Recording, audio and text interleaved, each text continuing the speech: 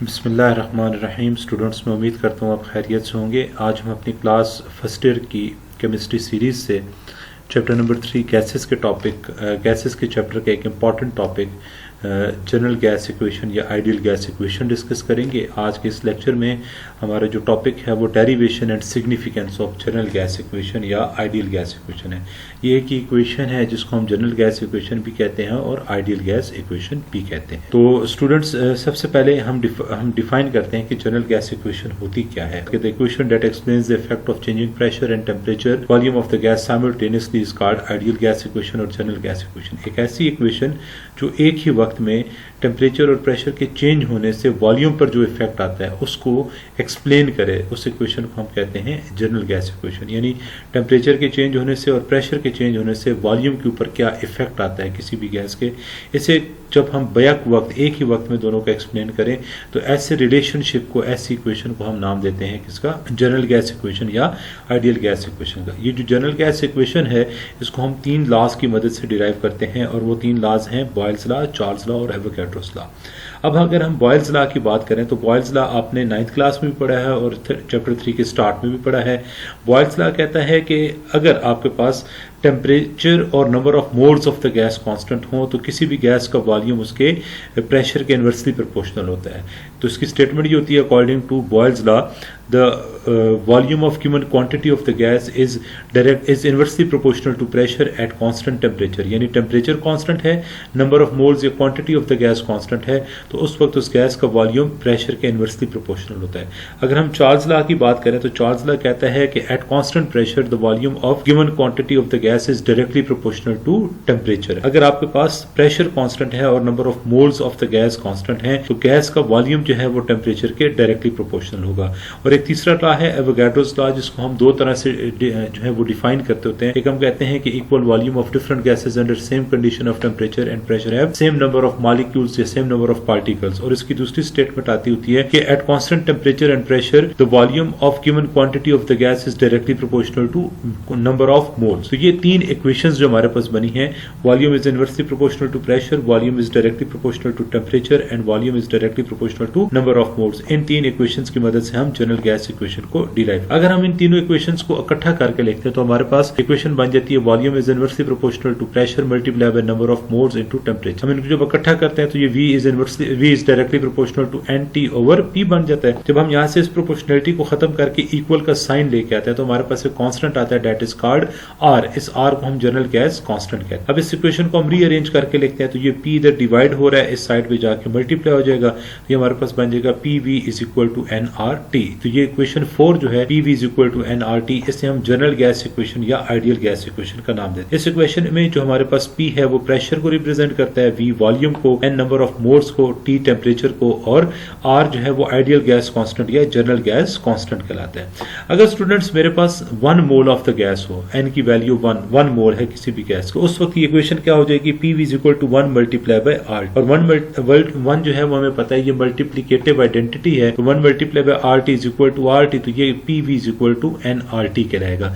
ये जो इक्वेशन 5 है this is called general gas equation for 1 mole of gas. ये इक्वेशन 5 जो है इसको हम कहते होते हैं जनरल गैस इक्वेशन या ideal gas equation for 1 mole of gas. अगर हम इस इक्वेशन को देखें तो हम इससे रीअरेंज कर सकते हैं, ये T इधर मल्टीप्लाई हो रहा है, दूसरी साइड पे जाके डिवाइड हो जाएगा और कांस्टेंट अलग हो जाएगा। अगर हम इनिशियल कंडीशन को एज्यूम करेंगे या initial state of the system लेंगे तो हमारे पास जो प्रेशर है वो P1 कहलाएगा, वॉल्यूम V1 कहलाएगा और टेम्परेचर T1 और ये R की इक्वल है। और फाइनल स्टेट पे हमारे पास इक्वेशन जो है इक्वेशन 6 क्या बनेगी, P2 V2 over T2 is equal to R। तो इक्वेशन 7 और 8 को अगर हम देखें तो इनकी राइट हैंड साइड्स इक्वल हैं, सेम है, यानी R है, तो हम इनको कंपेयर कर सकते हैं। जब हम इनको कंपेयर करते हैं तो ये बनता है P1 V1 over T1 is equal to P2 V2 over T2। तो यहां तक आपके पास ये different forms of general gas equations कहलाती हैं। तो अगर आपसे वो कहे कि derive different forms of general gas equation तो फिर आपने यहां से उसको शुरू करके देनी है डेरिवेशन। आपने बॉयल्स लॉ लिखना है, आपने चार्ल्स लॉ, एवोगैड्रोस लॉ की इक्वेशंस बनानी है, फिर इनको इकट्ठा करके ये सारी डेरिवेशन करके आप इस स्लाइड तक लेके आएंगे।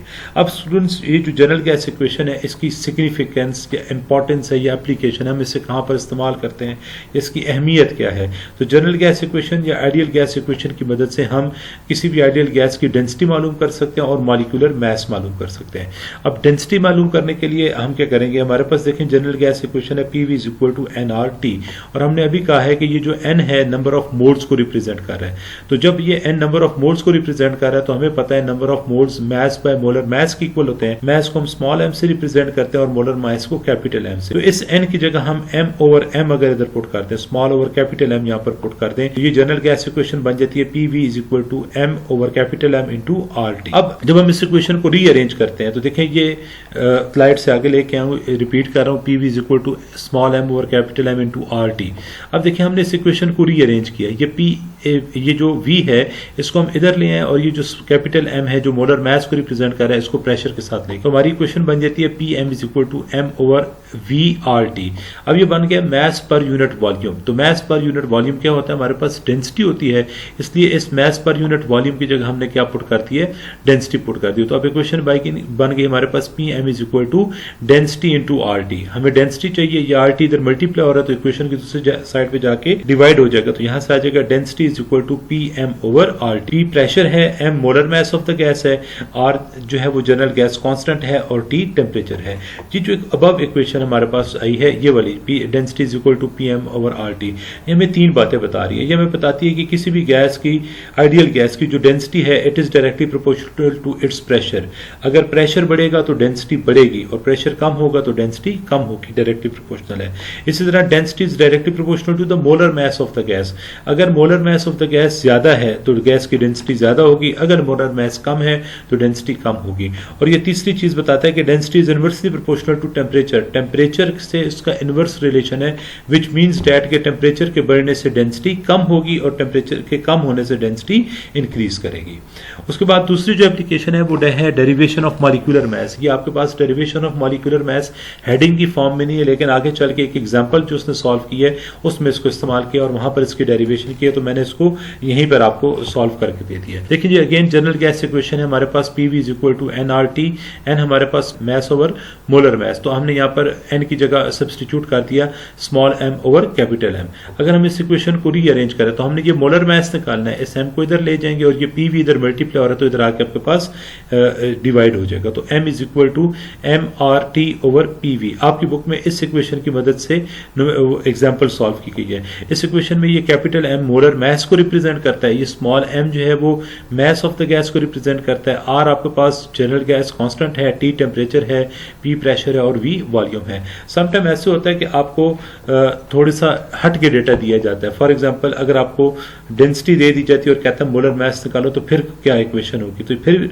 हम इसी इक्वेशन को थोड़ा सा मॉडिफाई करते हैं तो दूसरी इक्वेशन बन जाती है। देखिए जी PV is equal to nRT general gas equation है, यहाँ पर हम n की जगह मास ओवर मोलर मास को सब्स्टिट्यूट करते हैं। अब ये मोलर मास इधर डिवाइड हो रहा है तो P के साथ जाके मल्टीप्लाई हो जाएगा और ये V इधर मल्टीप्लाई हो रहा था इधर आके डिवाइड हो जाएगा, तो ये बन गया mass per unit volume that we call density. तो ये वही इक्वेशन जो हमने डेंसिटी के लिए डिराइव की वो बन गई PM is equal to density over RT।